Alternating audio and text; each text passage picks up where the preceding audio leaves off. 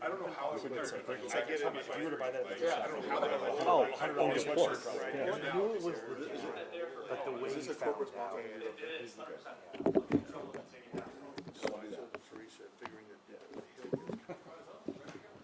Actually, and if you take a drink out of it, he gets a raise. Yeah, every time you sit there. That's easy to do. Then I give it the banana. Who's your biggest NIL deal? What do people do with their hands while they're here? It's kind of. Don't pound the table. Is this not good? When Somebody who somebody who wears a ring does it, and then makes a nice little. Yeah, it just echoes it, yeah. That was Kerr, yeah.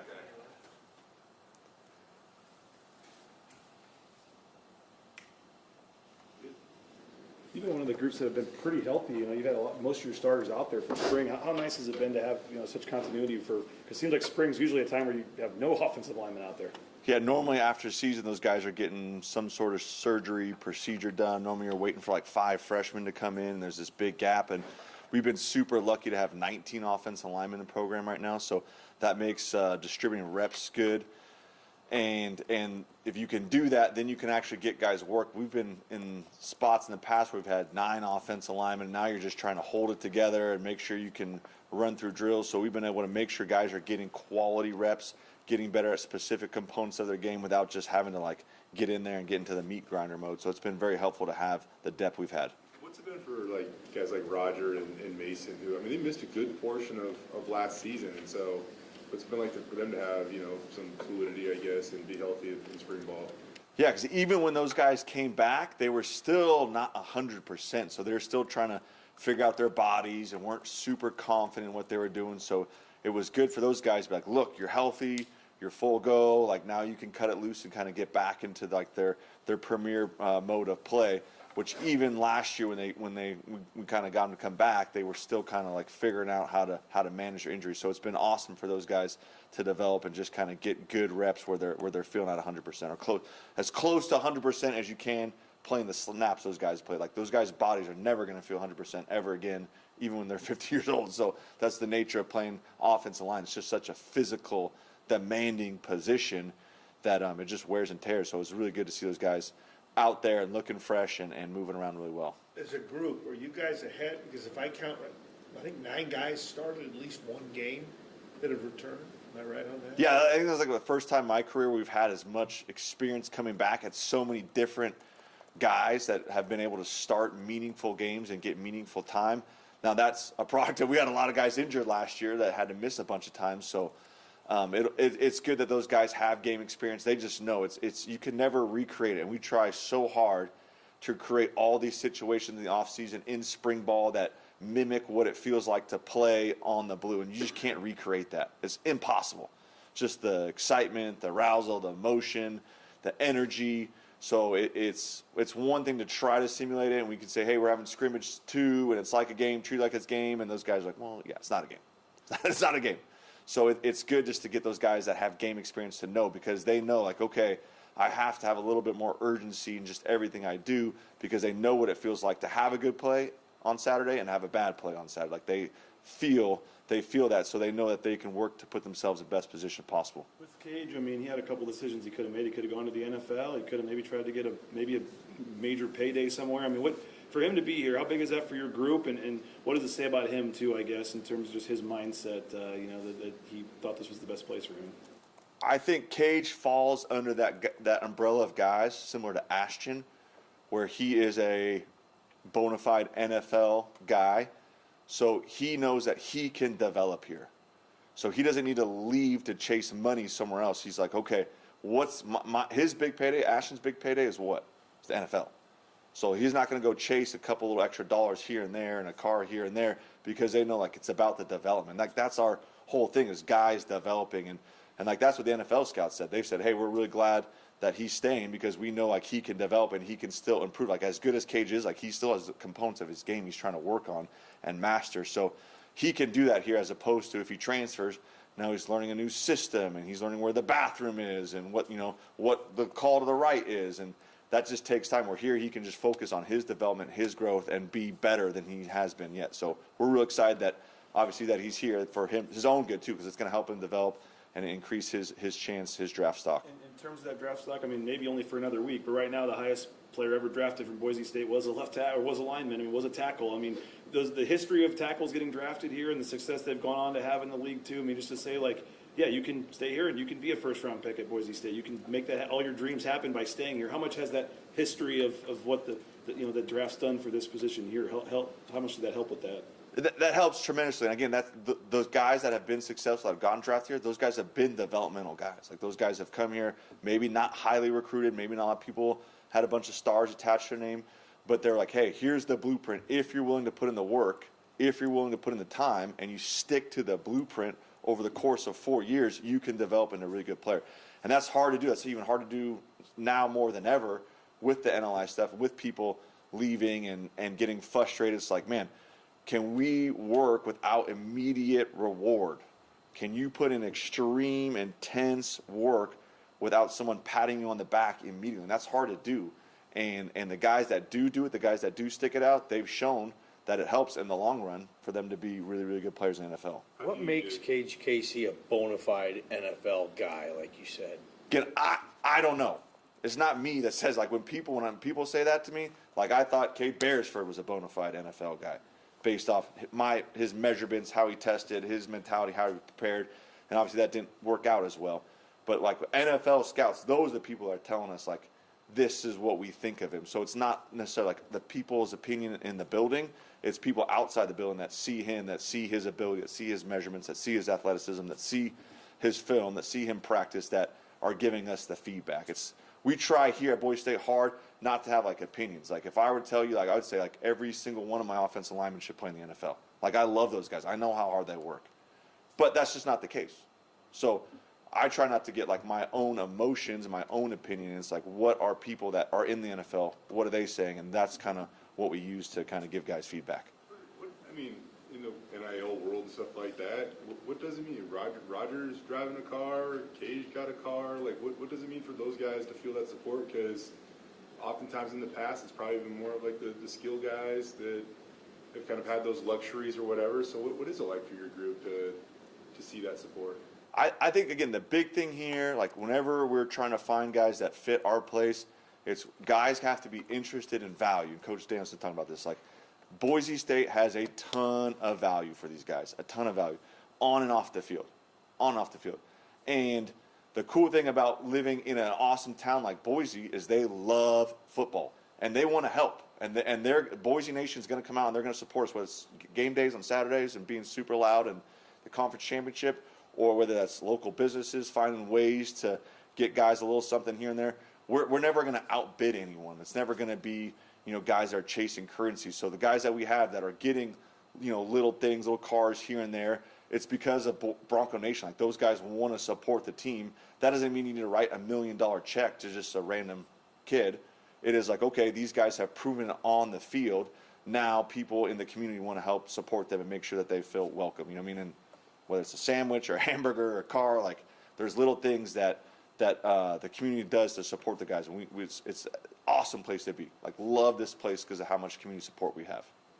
In terms of Cage's development, I mean, a guy who's already been playing at a high level, what do you want to see him take a step forward next season? That's the awesome thing about Cage. Like, he is where he is at now because he's always hungry for growth. He's always hungry for development. So he's calling like former Boise State players. It's like, hey, you played in the NFL. What was your process? How did you take the next step? So and again, that's the cool thing about Boise State is those guys want to help him. Like, they want to give back. They want to spend a lot of time FaceTiming and on phone calls and on Zooms to try to watch film with him, to try to help develop him and take his game to the next level. So he's always hungry. Like, whether that's him spending an extra hour on social media, finding like a stretching routine that he can do every night, whether that's him like doing Pilates this off season, like whatever it is. So if you guys are in a Pilates class and you see a 6'5", 310-pound guy, it's probably Cage Casey out there doing that. There's not too many of those guys in the world. Like, he's always just trying to find any advantage he can get, and he's humble enough to know like he can get better. He's not walking around like, no, I got this thing figured out. I'm good to go. People are telling me an NFL draft pick. He's like, no.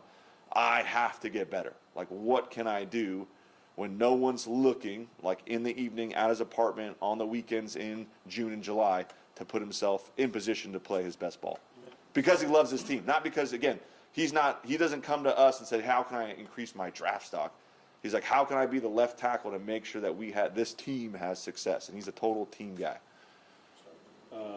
You mentioned you have a lot of experience, but you do lose Ben Dooley, pretty key piece. I know you got some guys out or whatever, but what do you see in terms of trying to replace him?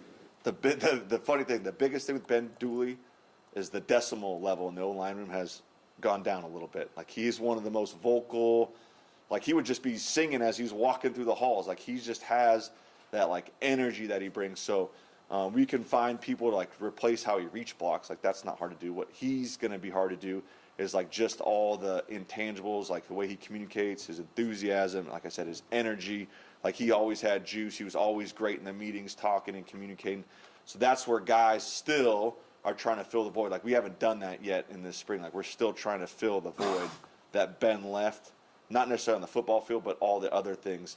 And we won't probably get in that rhythm, and that guy won't really emerge until, like, middle of fall camp, realistically, when someone's like, okay, that's the guy that's kind of like filling the space that Ben left. What's competition like at right tackle? It's extremely competitive right now. Extremely competitive. So Halls obviously did a great job for us last year. He hasn't been able to take a snap. He's going to be working back all summer. We had Jake Steele out there getting some reps. He took some reps last fall camp for us. We had Miles out there getting reps. We had Dalen Matoyer out there getting reps. So it is an extremely competitive battle. It's going to go, I can see, all the way up to the first game, maybe even into the season. So, like, there is going to be a lot of competition. And, again, that's what we want. Like, we want our guys to be able to thrive under competition. So it's not gonna be like a cakewalk for anyone. It's gonna be really good, and we've tried to get a lot of guys in there to make it competitive. Feels like there could be a potential of you could be starting brothers on the offensive line at some point in time. What's it like to see the Steele brothers? Is there like a unique continuity or anything like amongst them when they are out there together? Yeah, those guys, I love those guys because those guys are like almost like cartoon characters when they get out there. Because again, they love Boise State so much.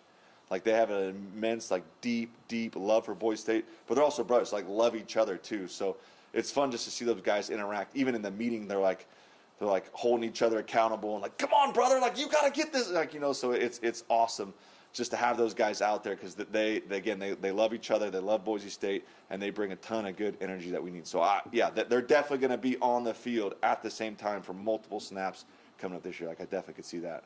You mentioned Miles, obviously coming from Ohio State, a lot of people saw that as kind of, a headline addition or whatever.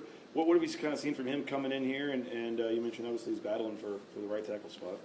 So Boise State is a unique place because of the process here is so defined and so specific and requires so much attention to detail that from our experience, like when guys come from other programs, whether it's a Division II program or a big program or a little program, like it takes those guys a while to transition just because we ask so much of them. And he's a great example of that, as it seems like every week he's here in the program, he's getting a little bit more comfortable, a little bit better. So he's had a ton of growth over the course of spring. He's playing his best football right now. So we're really excited for him just to continue to kind of like figure out the way it works here, how we operate, and continue just to kind of get more comfortable and better as summer goes on. How has Mason maybe changed in the last year? And I mean, maybe he was this way a year ago, but I feel like you just see him at practice, and he's so intentional with everything. He's so intense with everything. And even like when he's not in, like he's like walking with purpose to make sure that he doesn't miss like what's going on. But just how has he grown? Is there a difference in Mason considering all he went through last year? Yeah, he is. He's like, he's had some injuries every year, but he's come to like a realization, kind of like, okay, Ben's gone. Other guys are gone. Like, what's made the offensive lines here good at Boise State is like when you have John Ojukwu. Physically, yes, but like all of the intangibles, like all the leadership. And Mason's going to do a good job of filling that role of holding people accountable. Like, this is the expectations of meetings. Like, he's in there in meetings, and he's asking guys questions. He's like, how come you took that step? And what's the call? And he's testing those guys. Like, he's creating that urgency. And again, when it comes from the players, it's so more impactful. Like, the coaches, we can only lead so much. Like, eventually the players have to take over, and that's where the PRPs are critical. June, July, like, that's when the players have a chance to like develop their chemistry, their relationship, because they're the ones kind of driving the ship. Like, luckily, I'm not on the field on game day, like trying to block a 3 technique, because I would get destroyed. Like, those guys got to go take it over. So he's kind of like right there on the like cusp of like being like the bona fide leader of the room and saying like, okay, this is how we're going to do it. This is the standard. And if you're not about that, like, there's the door. Like, he's done a really good job. What have you seen out of the running backs? You guys obviously have to open the holes for them, but three guys have pretty much taken the majority of carries this spring. What have you seen out of them? That group's a special group. Those guys, again, it starts from the way like they're coached, the way they prepare. Like, they know the O-line calls. Like, they know how we're going to block it. Like, they are prepared at a high level. So then when the ball snapped and they have the ball, you're like, oh man, that guy is super talented, he's super fast. Like, well, they're prepared at an extremely high level. So I think that's what separates that room. Is there's a bunch of running back rooms in the country that have really fast guys or guys that can break tackles. Like, obviously our guys can do that, but also the way that they're coached, the way that they conceptually see the game, they are like on that next level. So super excited for them. Obviously it's going to be different not having Ashton there. There's not going to just be one kind of like guy. It's going to be spread out. We get to kind of figure out who does what best and kind of put those guys in those positions. Have you ever seen a player in your football life like Ashton? How do you put that into perspective, Coach? Yeah, he's a special guy. And again, the thing that makes Ashton special, when people ask about Ashton, I don't even think about like the phenomenal touchdown runs. I think about like how hard he worked, like how good of a leader was, like on practice when no one's around, like he's getting upset if the offense isn't performing at the level he thinks it should. So that's where he's extremely special. I'm sure there's a lot of guys that have similar measurables as him, but just like all the things that people don't see that you can't quantify, like that's where I think he was next level. It's just his ability as a leadership, his ability to work. He's special, and he's like always had a smile, always positive.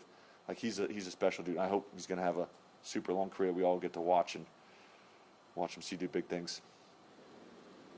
Any more? Cool. Thanks, Coach. Coach. I don't think I banged my hand, Oh, yes. but I did bang the table. Clean. I did that. I got it's the same bonus. Bonus. I'll leave a Coach Miller. He's got any banging bonus. Thank you guys. Thank you, Tim.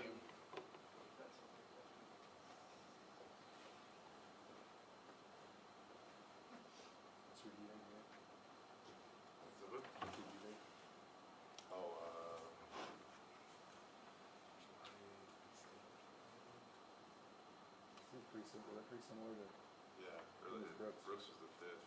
So like, we've always had base. We've always had two goalies. it's not a weekend. Yeah, I'm not terrible. They probably understood Maybe a little bit better. Yeah. May. Brooks is pretty good. They're really just Yeah. have a set right into the football season. We found out we don't get to pick and choose all that shit. And Friday and Saturday was more competitive. Yeah. So we'll be seeing Brady. All right, I might see. Like it's all set. So fast. I was here Olympic team. I think, what do you mean? Tim Keane went long. Yeah, it was glorious Monday. See you, man. Coach. Master Sunday. Who did you have? Oh, beautiful. If you Who did I have? Yeah, who did you have? If you weren't rooting for I Rory, there's actually something needed wrong with Connors it, to right? do a lot I was better. pulling for Justin Rose. I mean, well, Dude, I I was pulling for Justin Rose. That dude, I love that guy. Any other year, that would have been a phenomenal story. Justin Like- Rose, the older guy. What? I know, always second. He's No older, question. like nobody gave him a chance. Any other year, he would have been a phenomenal. He's got a lot of gray in that hair now. Yep. Yep. I was shocked. Yeah. that was great television. Rory shot on whatever it was, with the big hook he played. Insane. I was like, insane. you're really good at golf. Well, that was 15, yeah. Yeah. 17, I thought. Where- He was walking up on 17 after they put it within 4 feet or whatever. Yeah. I was like, that's And then his Oh, his that approach shot. shot in the playoff hole was freaking Yeah. insane. I'm not gonna lie. I Taking called shots when he- bogey on 18. You called it? I'm like, he's gonna bogey and Justin Rose on the whatever the practice range Yeah. hitting, and then I was trying to like sway it on the playoff hole. I wanted another playoff I hole. wanted a playoff. I want Keep another that playoff hole. going. Masters Sunday After- never end. After that drive on 18, what did he have? 120 yards from the middle of the fairway, like on 18? Oh, he When put it in the smoked bunker? Yeah. But like, if you give him 100 shots from there with a pitching wedge, I bet you he hits it Yeah. 2 times in the bunker maybe, No like question. 100. Like, Yeah, when he went in the bunker there, he just and he's still playing within what, 5? bad 5 for feet. him. Those guys, Out of the that's bunker. the up and downs those guys have are ridiculous, but Yeah, they are. yeah, pulled it left. Good TV though. You big golf guy? I love golf. Really? I do it 3 times a year. You play it 3 times a year? Oh, yeah. But you love it. I do love it. Last night I got the fever, so my wife and I are going to Coeur d'Alene in the summertime. Okay. Going to the resort, play the resort course. Okay. It's gonna be awesome. Yep. I'm gonna lose 10,000 balls, John. It's okay. It's gonna be fun. It's fun. So you booked it last night. so Booked it. Yeah, 'cause he had the bug. You know, you're like, oh, I want to go play. And Yeah. I got a list on my phone of like bucket list courses. So I Okay. try to play one a year. Okay. And this one worked out because my wife's like, let's get out of town. I'm like, perfect. Let's go to Coeur d'Alene. Awesome. Let's play golf. That's And good. now I gotta buy a massage. So it's good though. It's gonna be fun. I'm excited. Yeah. That's great. Interview, we're good. Done. Yeah. You get That's this? stuff right there. Yeah. I mean, that's all you guys need, right? You've obviously had a couple guys, out at times this spring, and you lost a couple guys last year, so I know a lot of guys are getting a lot of opportunities, but how do you just overall feel about your group right now? Yeah, I think it's been a really good, productive spring because you got a few guys who maybe haven't done a lot this spring that are proven guys, and then you have guys this spring who need to improve, and they're getting a lot of reps that are invaluable, especially for some of those younger guys. I think like Cam Bates, who's having a really, really good spring camp, and he's getting a lot of reps at different spots, and he's building that confidence.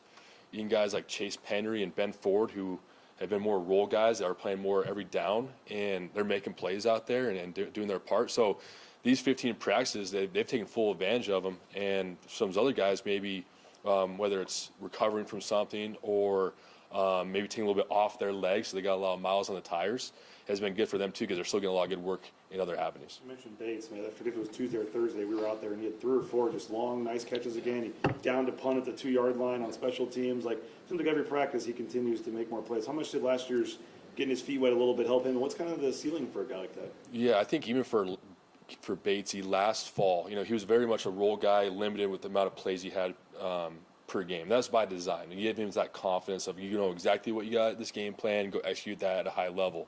And he got more as the season progressed, and those game reps are invaluable for a guy like that. And you see him being more confident this spring. My challenge for him was now, hey, we're going to move you around a little bit too, and you got to know the whole system. You can't just know your job. And he's done a really, really nice job of that this spring, and it's showing up him making plays. The guy's got tremendous ball skills. He can blow the top off the defense, and he's been a guy we got to figure out how to affect the game. Is he your fastest player in the group? You think he says he is on the team, but what are his speed? Yeah, I would have without having numbers in front of me, I would say he's probably. I'd be hard pressed to find somebody faster in that rim than him. You got to look at his track times in high school. I mean, a big time hurdler in the state of Texas that won a state championship. His dad's a track coach, and so he's got that speed. Obviously, the genetics piece, but also the coaching and teaching piece of it. Growing up down there. How do you replace Cam Camper? I mean, he was really productive for you in his only year here. A bigger, taller receiver. How do you replace him? Yeah, I think it's a tough guy to replace just for all the things that he brought, even off the field. This his maturity and going through being a college football player and how to handle your business, and those things are somewhat irreplaceable. But his productivity, I mean, that's gonna be a group effort. Everybody's got to step up, and I think the guys in that room feel that as an opportunity. Where hey, things that maybe that camper was getting last fall, who's gonna get it this fall? Right? It's going to start this spring. Who's going to show up, be competitive, win their one-on-ones? Who's going to be that bigger body receiver who can go down there in situational football and win those routes or win that block? And it's going to carry over the summertime and the fall camp and create that natural competition within the room. And so those guys are excited. Obviously, that's 961 yards of production lost. So where are we going to get it? And those guys, they're excited to go prove that somebody in that room is going to do it. You've had Chris Marshall in the program for about a year now. How do you bring out the best in Chris Marshall, Matt? Yeah, it's a day-to-day thing, and I think Chris has grown a lot over his time here, and he's still growing. And that's the challenge for me every day is like, how can I get the best out of Chris today? It's not just Chris, it's everybody in that room, right? Everybody in this facility. How can you get the best out of that person on that given day, that given moment, that given period of practice? And sometimes you're going to take some losses, right? We're dealing with human beings here. Sometimes we're going to see big gains, sometimes we'll see slight losses, but at the end of the day, let's have that trajectory of improving. And I think that's what Chris is doing, but we need him to take that next step too. And he knows that, and he's done a nice job this spring. But the challenge here the next couple of months in the summer is like, where's that next step going to happen? Because you need to, for us to go where we need to go to next fall. How much does having the returning starter quarterback help your group, and maybe give us some examples of maybe where you might be further ahead because of that versus say last spring? Yeah, I think Maddox is the whole catalyst, this thing that a lot of people aren't talking about. A guy that knows our offense, the ins and outs of the offense, has a lot of game reps too of situations that he can talk to guys like, hey, remember this happened against whoever last fall. You got to treat this route or this run similar to that. And when it comes from a peer, it's way more powerful than it ever will come from one of us coaches. And so Maddox taking that leadership role with some of those guys is, you can't put a price tag on it. It's been awesome. And the challenge for Maddox too is that this summer, like, how are you going to continue to lead these guys? Maybe we're not there every single day, right? And how can you take that next step as a football team, as a skill position on offense, and how can we get a little bit better in June and July when everybody else is either on vacation or hanging out? How do you feel overall about the group? I mean, Spencer mentioned obviously experiment kind of with Ty even putting Ty over there a little bit, and then we see you're still linked to like transfer wide receiver recruits too. I mean, are you guys thinking you need another good guy there? Do you feel okay overall about the group? Yeah, I think we definitely want to go get another guy. I think we're trying to always improve our roster on a day-to-day basis, whether that's guys here or go out and recruit. Some of it is like guys like Ty Benefield, who's in our program already, who is a dang good football player. We obviously seen him play defense at a very high level, and this is something that he can come over to the offense side of the ball too and impact the game. And I think that's something for us. We've always done things different here at Boise State. We've been cutting edge. And I even think about like Avery Williams a couple of years ago, where he was getting some running back reps. Right? I think about Tommy Smith back in the 2011, 2012, coming over as a linebacker and playing fullback. Right? I think about Scott Matlock, right, in our Clydesdale package, catching touchdowns as well as blocking. Right? We're going to put the best 11 on the field whenever we can to go be successful. And that's what's fun for us. And it's fun for our guys too. Right, where, hey, you're playing football. You're not just a tight end. You're not just a linebacker. You're not just a DB. You're a football player, and let's go be our best when our best is needed in clutch situations. You knew you were going to lose Cam. I don't know if you just assumed you'd maybe lose one more in the portal or what, but you obviously lost Prince. I don't know how big of a hit that was. I mean, just overall, the depth of the group, is it tough too with guys out? It's hard to know, where you're at, or overall, I don't want to say the group's underachieved, but I mean, if you're still out looking to find somebody else, are you not seeing what you need to out of these guys? Or? Yeah, I think the big piece for that is we got 4 freshmen coming in, and getting an older body, more mature body, more mature mind in that room, I think will help us out overall. I don't think it's fair for those 4 freshmen coming in to have all those expectations. And I think there are 4 really talented kids, but they're not here right now, right? And we have some guys who maybe haven't lived up to their expectations in that room, and that competitive spirit brings out the best of everybody, right? And that's something that, even talking about bringing another guy in, like, that's going to increase Latrell Caples.